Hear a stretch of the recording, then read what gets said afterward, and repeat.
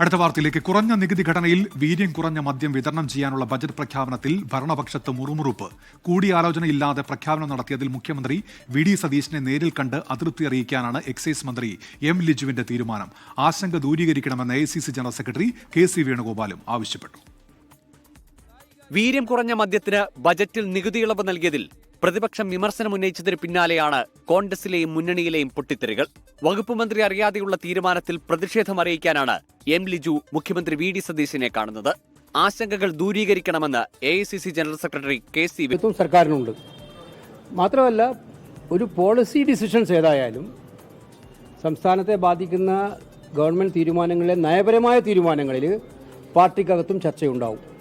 ഇതിനിടെ എക്സൈസ് കമ്മീഷണറെ മന്ത്രി എം ലിജു നിയമസഭയിലെ ഓഫീസിലേക്ക് വിളിച്ചു വരുത്തി. ബജറ്റിലെ പ്രഖ്യാപനത്തിൽ കഴിഞ്ഞ ദിവസം കോൺഗ്രസ് നേതാവ് VM സുധീരൻ മുഖ്യമന്ത്രി വി ഡി സതീശന് എതിർപ്പുന്നയിച്ച് കത്തയച്ചിരുന്നു. 24 തിരുവനന്തപുരം. വീര്യം കുറഞ്ഞ മദ്യത്തിന് നികുതി കുറയ്ക്കാനുള്ള ബജറ്റ് പ്രഖ്യാപനം പിൻവലിക്കണമെന്ന് പ്രതിപക്ഷം. മദ്യത്തിന്റെ വില കുറയ്ക്കാനുള്ള തീരുമാനത്തിനെതിരെ ക്രൈസ്തവ സഭകളും കാന്തപുരം സുന്നി വിഭാഗവും രംഗത്തെത്തി. വീര്യം കുറഞ്ഞ മദ്യത്തിന്റെ നികുതി കുറയ്ക്കാനുള്ള ബജറ്റ് പ്രഖ്യാപനം മദ്യവ്യാപനം കൂട്ടാനുള്ള അപകടകരമായ നീക്കമാണെന്നാണ് പ്രതിപക്ഷത്തിന്റെ വിമർശനം. LDF ഭരണത്തിലിരിക്കെ നികുതി കുറയ്ക്കണമെന്ന ആവശ്യം കോൺഗ്രസ് MLA-മാരായ മാത്യു കുഴൽനാടനും അൻവർ സാദത്തും നിയമസഭയിലെ ചോദ്യത്തിലൂടെ ആവശ്യപ്പെട്ടിരുന്നു. നികുതി കുറയ്ക്കൽ അപകടകരമാണെന്ന് മനസ്സിലാക്കിയാണ് തീരുമാനമെടുക്കാതിരുന്നതെന്നും ഇടത് നേതൃത്വം ചൂണ്ടിക്കാട്ടുന്നു. നിശ്ചയിച്ചാൽ അപ്പോൾ വിൽക്കാൻ പറ്റും, നിശ്ചയിച്ചേ ഇല്ല.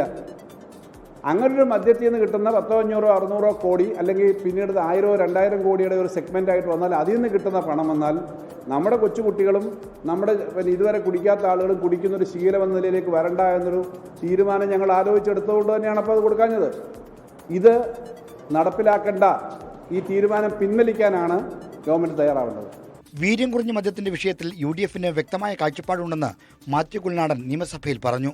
ഈ വീര്യം കുറഞ്ഞ മദ്യം എന്ന കോൺസെപ്റ്റ് ഇൻട്രൊഡ്യൂസ് ചെയ്യാൻ അദ്ദേഹം തന്നെ ഇതേ സീറ്റിലിരുന്ന് കൊണ്ടുവന്ന നിയമനിർമ്മാണമായിരുന്നു. അന്നത്തെ എക്സൈസ് മന്ത്രി കൊണ്ടുവന്ന നിയമമാണ്.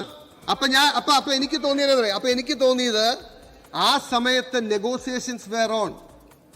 ആ നെഗോസിയേഷൻ കംപ്ലീറ്റ് ചെയ്യാത്തതുകൊണ്ടാണ് അദ്ദേഹം ചെയ്യാതെ. അതുകൊണ്ടായിരിക്കുമല്ലോ പെട്ടെന്ന് അദ്ദേഹത്തിന് ഇതിൽ അഴിമതി ഉണ്ടെന്ന് തോന്നാൻ കാരണം. മദ്യത്തിന് നികുതി കുറയ്ക്കാനുള്ള ബജറ്റ് പ്രഖ്യാപനത്തിനെതിരെ സമുദായ സംഘടനകളും രംഗത്തുണ്ട്.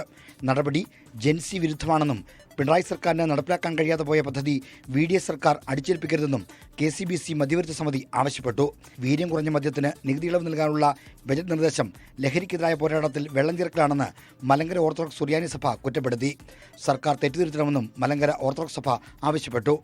മദ്യനയത്തിൽ സർക്കാരിനെ കടന്നാക്രമിച്ച് കാന്തപുരം വിഭാഗത്തിന്റെ മുഖപത്രം സിറാജ് മുഖപ്രസംഗം എഴുതി.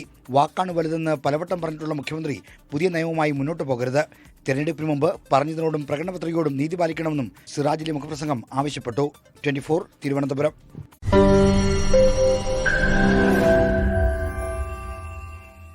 ലോകത്തെവിടെയായാലും ഏത് സമയത്തും 24 വാർത്തകളും ഓഗ്മെന്റഡ് റിയാലിറ്റി പാക്കേജുകളും എക്സ്പ്ലെയിനറുകളും വിശദമായി കാണാൻ ഞങ്ങളുടെ YouTube ചാനൽ നിങ്ങൾക്ക് സബ്സ്ക്രൈബ് ചെയ്യാം.